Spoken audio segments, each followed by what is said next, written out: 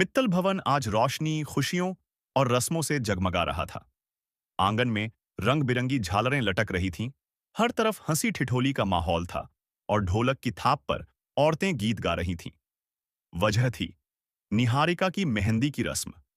दादी ने पूरे घर के सामने ऐलान कर दिया था कि अब बहुत हो चुका। निहारिका और प्रथम की शादी जल्द से जल्द करवाई जाएगी, क्योंकि निहारिका मां बनने वाली है। लेकिन इस खुशी के पीछे एक ऐसा सच छुपा था जिसे सिर्फ एक इंसान जानती थी, राध्या। राध्या, जो कि प्रथम की असली पत्नी थी, लेकिन हालातों के चलते उससे दूर हो चुकी थी। उसने जब यह सुना कि निहारिका प्रेग्नेंट है और दादी इस आधार पर शादी करवाने जा रही हैं, तो उसके पैरों तले जमीन खिसक गई। उसे यकीन था कि निहारिका झूठ बोल रही है, लेकिन उसके पास कोई सबूत नहीं था। उस रात राध्या ने खुद से वादा किया कि अगर आज वह कुछ नहीं करती, तो वह अपने पति को हमेशा के लिए खो देगी। उसे सच सबके सामने लाना ही होगा। अगले दिन मेहंदी की रस्म शुरू हो चुकी थी। निहारिका सजी धजी बैठी थी, हाथों में मेहंदी लगवाने के लिए तैयार। हर कोई उसे दुल्हन की तरह देख रहा था। दादी बार बार कह रही थीं कि आज की मेहंदी सबसे खास होगी, इसमें प्रथम का नाम छुपा होगा। तभी दरवाजे पर ढोल की आवाज गूंजती है। कुछ औरतें अंदर आईं, रंग बिरंगे कपड़ों में, चेहरे पर घूंघट, और उनमें सबसे आगे थी राध्या। उसने अपना भेष इस तरह बदला था कि कोई पहचान न सके। उसके साथ कुछ और कलाकार भी थे। उसने सोचा कि आज वह इस घर में मेहमान बनकर आई है, लेकिन जाएगी सच दिखाकर। नाच गाना शुरू होता है। माहौल और भी खुशनुमा हो जाता है। निहारिका भी मुस्कुरा रही थी, लेकिन उसके दिल में एक डर था जिसे वह छुपा रही थी। मेहंदी लगाने वाली औरत आगे बढ़ती है, और जैसे ही वह निहारिका के हाथों में मेहंदी लगाने वाली होती है, अचानक हवा का एक तेज झोंका आता है और मेहंदी की थाली हल्की सी हिल जाती है। अगले ही पल मेहंदी सीधा जाकर गिरती है राध्या के हाथों में। सब चौंक जाते हैं। दादी हैरान रह जाती हैं।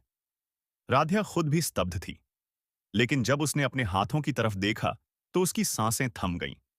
उसके हाथों में जो मेहंदी लगी थी, उसमें साफ साफ लिखा था, प्रथम। पूरा माहौल एकदम शांत हो गया। कुछ औरतें आपस में बात करने लगीं कि यह कोई संकेत लग रहा है। निहारिका का चेहरा गुस्से से लाल हो गया। उसकी आंखों में जलन साफ दिख रही थी। वह तुरंत उठी और गुस्से में बोली कि यह सब नाटक है। वह अंदर गई और एक बाल्टी में पानी लेकर आई। बिना कुछ सोचे उसने राध्या के हाथ पकड़ ली और जोर जोर से मेहंदी धोने लगी। वह बार बार कह रही थी कि यह सब झूठ है। राध्या ने अब तक अपना चेहरा छुपा रखा था, लेकिन जैसे ही निहारिका ने उसका हाथ जोर से पकड़ा, उसका घूंघट थोड़ा सा हट गया। अगले ही पल पूरा मित्तल भवन सन्न रह गया। दादी की आवाज कांप उठी। प्रथम भी वहीं खड़ा था। उसकी आंखों में हैरानी, दर्द और उम्मीद सब एक साथ थे। राध्या धीरे धीरे खड़ी हुई और उसने अपना घूंघट पूरी तरह हटा दिया। उसने साफ आवाज में कहा कि वह राध्या है। निहारिका पीछे हट गई, लेकिन गुस्से में बोली कि राध्या की यहां कोई जगह नहीं है। राध्या ने शांत लेकिन मजबूत आवाज में कहा कि यह उसका घर है और प्रथम उसके पति हैं। पूरा परिवार चुप था। दादी गुस्से में बोली कि अब जब फैसला हो चुका है, तो राध्या बीच में ना आए। राध्या ने गहरी सांस ली और कहा कि अगर वह गलत है तो आज ही चली जाएगी, लेकिन अगर सच उसके साथ है तो फैसला बदलना होगा। निहारिका घबरा गई। दादी ने पूछा कि कौन सा सच? राध्या ने अपने बैग से एक लैपटॉप निकाला और उसमें एक वीडियो चलाया। वीडियो में वही डॉक्टर थी जिसे निहारिका ने पैसे देकर झूठी रिपोर्ट बनवाई थी। वह साफ कह रही थी कि निहारिका प्रेग्नेंट नहीं है। पूरा घर हिल गया। दादी के हाथ कांपने लगे। उन्होंने निहारिका से जवाब मांगा। निहारिका चुप रही। उसके पास कोई जवाब नहीं था। प्रथम आगे बढ़ा और निहारिका से पूछा कि क्या यह सच है। निहारिका रोने लगी और बोली कि वह सिर्फ उससे शादी करना चाहती थी। प्रथम ने पीछे हटते हुए कहा कि झूठ के आधार पर रिश्ता नहीं बनता। दादी ने सिर झुका लिया और कहा कि उनसे बहुत बड़ी गलती हो गई। राध्या की आंखों में आंसू थे, लेकिन इस बार वह सुकून के थे। प्रथम उसकी तरफ बढ़ा और कहा कि उसने उसे बचा लिया। राध्या ने जवाब दिया कि उसने सिर्फ सच सामने लाया। दादी ने राध्या का हाथ पकड़कर उससे माफी मांगी। राध्या ने मुस्कुराकर उन्हें माफ कर दिया। और उसी पल ढोलक की आवाज फिर से गूंज उठी, लेकिन इस बार मेहंदी सही हाथों में थी और माहौल में एक नई शुरुआत की खुशबू फैल चुकी थी। मित्तल भवन में सन्नाटा धीरे धीरे खत्म हो रहा था, लेकिन हर किसी के दिल में अभी भी उस सच का असर गूंज रहा था जो अभी अभी सामने आया था। ढोलक की थाप दोबारा शुरू तो हो गई थी, मगर अब उसके सुरों में पहले वाली बेफिक्री नहीं थी। अब उसमें एक नई शुरुआत की झलक थी। दादी अपने कमरे में चुपचाप बैठी थीं। उनके चेहरे पर पछतावा साफ नजर आ रहा था। उन्होंने जीवन में कई फैसले लिए थे, लेकिन आज का फैसला उन्हें सबसे भारी लग रहा था। मैंने कैसे इतना बड़ा धोखा खा लिया? दादी खुद से बुदबुदाईं। उसी समय दरवाजे पर हल्की सी दस्तक हुई। राध्या अंदर आई। उसने दादी के पास बैठते हुए धीरे से कहा, दादी, जो हुआ वो वक्त का खेल था। दादी की आंखों से आंसू निकल पड़े। नहीं बेटी, ये मेरी गलती थी। मैंने बिना सच जाने तुम्हें गलत समझा। तुम्हारा हक छीनने जा रही थी। राध्या ने उनका हाथ पकड़ लिया। गलतियां इंसान से ही होती हैं, लेकिन आपने उन्हें मान लिया, वही सबसे बड़ी बात है। दादी ने राध्या को गले लगा लिया। उस पल जैसे रिश्तों की दरारें भरने लगीं। दूसरी तरफ प्रथम आंगन में अकेला खड़ा था। उसके मन में कई सवाल चल रहे थे। राध्या के लिए उसका प्यार कभी खत्म नहीं हुआ था, लेकिन हालातों ने उन्हें दूर कर दिया था। राध्या धीरे धीरे उसके पास आई। कुछ पल दोनों चुप रहे। फिर प्रथम बोला, तुमने इतने दिन अकेले कैसे सहा ये सब?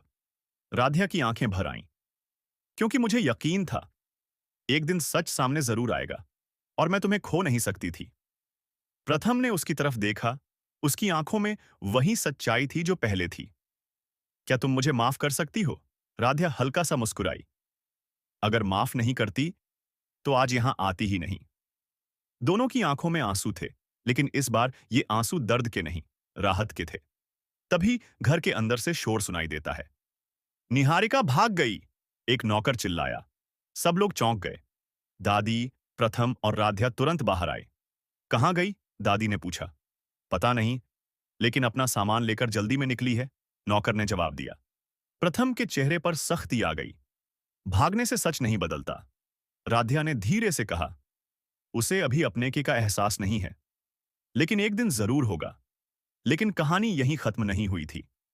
रात को जब सब लोग अपने अपने कमरों में थे, तभी मित्तल भवन के बाहर एक कार आकर रुकती है।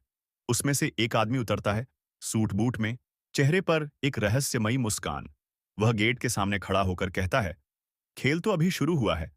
अगली सुबह मित्तल भवन में एक चिट्ठी मिलती है। दादी उसे पढ़ती हैं और उनके चेहरे का रंग उड़ जाता है। क्या हुआ? प्रथम पूछता है। दादी कांपती आवाज में कहती हैं, ये निहारिका की चिट्ठी है। सब चुप हो जाते हैं। दादी पढ़ना शुरू करती हैं। मैं हार मानने वालों में से नहीं हूं। तुम सब ने मुझे गलत समझा, लेकिन अब मैं सच में वो बनूंगी जिससे तुम डरोगे। राध्या, तुमने आज मुझे रोका है, लेकिन अगली बार मैं तुम्हारी सबसे बड़ी कमजोरी बनूंगी। चिट्ठी पढ़ते ही माहौल फिर से तनावपूर्ण हो जाता है। प्रथम गुस्से में बोलता है, अब वो क्या करने वाली है?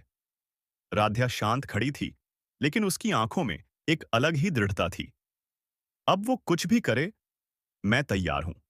दादी ने चिंता से पूछा, बेटी, कहीं वो फिर से कोई साजिश न रच दे। राध्या ने दृढ़ आवाज में कहा, इस बार वो अकेली नहीं होगी, लेकिन मैं भी अब पहले वाली राध्या नहीं हूं। दिन बीतने लगे। घर में धीरे धीरे खुशियां लौटने लगीं। दादी ने खुद अपने हाथों से राध्या और प्रथम की दोबारा शादी की तैयारियां शुरू कर दीं। लेकिन कहीं ना कहीं सबको उस अनजान खतरे का डर था। एक दिन राध्या मंदिर गई हुई थी। वह भगवान के सामने हाथ जोड़कर खड़ी थी। भोलेनाथ, इस बार मुझे इतनी ताकत देना कि मैं अपने परिवार को हर मुसीबत से बचा सकूं। तभी पीछे से किसी ने ताली बजाई। राध्या मुड़ी। वह वही आदमी था जो उस रात मित्तल भवन के बाहर आया था। बहुत हिम्मत है तुम में, उसने मुस्कुराते हुए कहा। राध्या ने सख्त नजरों से पूछा, तुम कौन हो? वह आदमी आगे बढ़ा। मैं वो हूं जो निहारिका का खेल पूरा करेगा। राध्या के चेहरे पर एक पल के लिए चिंता आई, लेकिन फिर उसने खुद को संभाला। जो भी हो, याद रखना, इस बार सच के साथ मैं खड़ी हूं। आदमी हंसा। देखते हैं सच कितना मजबूत है। और वह वहां से चला गया। राध्या समझ चुकी थी आने वाले दिन आसान नहीं होंगे, लेकिन इस बार वह अकेली नहीं थी। उसके साथ उसका प्यार था, उसका परिवार था और सबसे बड़ी बात, सच था। कहानी अब एक नए मोड़ पर पहुंच चुकी थी, जहां हर कदम पर एक नई चुनौती इंतजार कर रही थी।